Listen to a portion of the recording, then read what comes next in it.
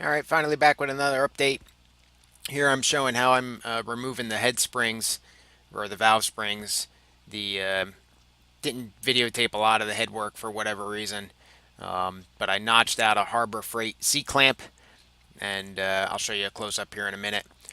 Essentially tighten the spring down using the C-clamp, remove the two little clips that hold the collar on, remove the spring, put the new spring on, replace it essentially, and the collar and then the little collets, and it's just essentially a reversal. Here's the close up of the notch I made. I just used my angle iron or my grinding wheel to do that, and replaced all the springs, all new springs and all new valves, all new exhaust valve guides. The intake valve guides were good. I had taken the head to the machine shop with the intention of the machine shop putting in new valve seats for unleaded. They did not feel confident doing that, so we left as it is. They just did a valve job, and they were pretty confident with everything, so there was no problems there. But I replaced the springs on all of them, like I said, and got the head all ready and cleaned up and painted and all that kind of stuff. So it wasn't too bad. It wasn't in very bad shape. Had some cracks. So here I'm determining top dead center for the motor. This is very important in the interim here, setting the cam timing. You notice that the cam chain is not on, so you have to find the perfect top dead center.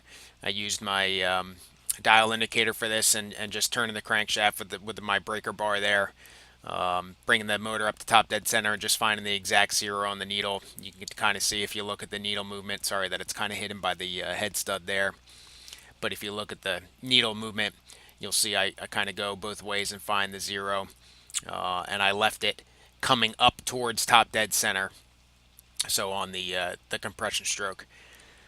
And then putting the head studs in here in preparation for putting the head down, and using the two nut method, where I essentially tighten one nut down about halfway down the threading or so, snug up another nut on that, and just grind the studs down into the head. There's various schools of thought on this, on whether or not the studs really need to be tightened down and all that kind of stuff.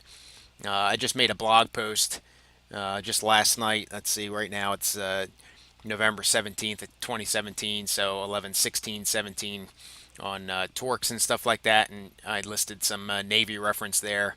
The tightening of the studs is not really what's important. It's the bolt that goes onto the stud that provides that clamping force. So you don't really have to tighten the head, or excuse me, tighten the stud down into the head that much. So I'm just pretty much snugging them up and tightening them down and calling it good. Do this all the same way and go around and do everything else.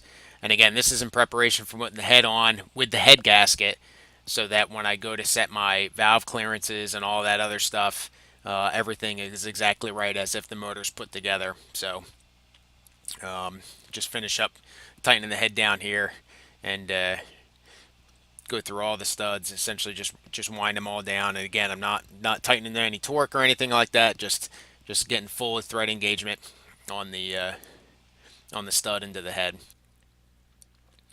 And once that's done, I'll grab the head here, get that over. Again, that the head gasket's down as if the motor's going to get put together, but this is only a temporary assembly.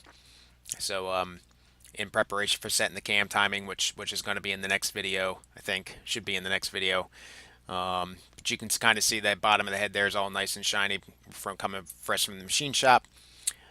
Drop it down onto the block, get it lined up. Obviously a lot of studs in here, so it's got to be pretty straight up and down. Watch your fingers and kind of set it down, and that's about it. Cheers.